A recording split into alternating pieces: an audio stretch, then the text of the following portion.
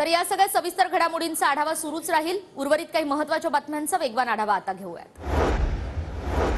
पुण्यामध्ये पुन्हा भर रस्त्यात कोयत्याने हल्ला, 2 गटात हाणामारी। वडगाव शेरी इथल्या आनंद पार्क परिसरातील घटना, पोलिसांनी आरोपींना ठोकल्या बेड्या।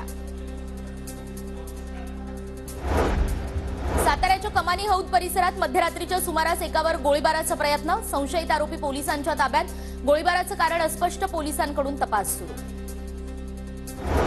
साताऱ्यातील सार्वजनिक शौचालयात विद्रूप पुतळा ठेवल्याप्रकरणी पोलिसांकडून 4 जणांविरोधात कारवाई, 3 साथीदारांसह एका महिलेनं कृत्य केल्याचं समोर।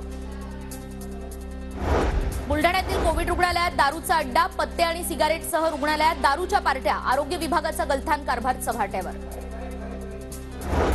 राज्यातील कोरोना रुग्णांची संख्या 265 वर, गेल्या 24 तासात 37 नव्या कोरोना रुग्णांची नोंद, तर कोरोनामुळे 2 जणांचा मृत्यू। छत्रपती संभाजीनगरमध्ये कोरोनाच्या JN1 व्हेरिएंटचे 4 रुग्ण आढळले, आरोग्य यंत्रणा अलर्ट मोडवर। कोरोनाच्या JN1 व्हेरिएंटच्या पार्श्वभूमीवर नाशिक महापालिकेकडून विशेष खबरदारी, 400 बेडसह ऑक्सिजन यंत्रणाही सज्ज।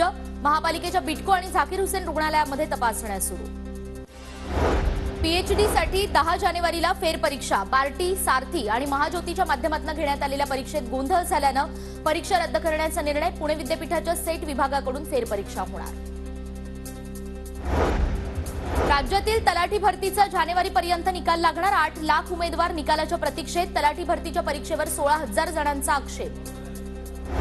राज्यातील थंड हवेचे ठिकाण असलेल्या ठिकाणी MIDCच्या जागांचा खासगीकरणातून विकास, महाराष्ट्र पर्यटन विकास महामंडळ MIDCच्या जागांचा खासगी भागीदारीतून विकास करणार।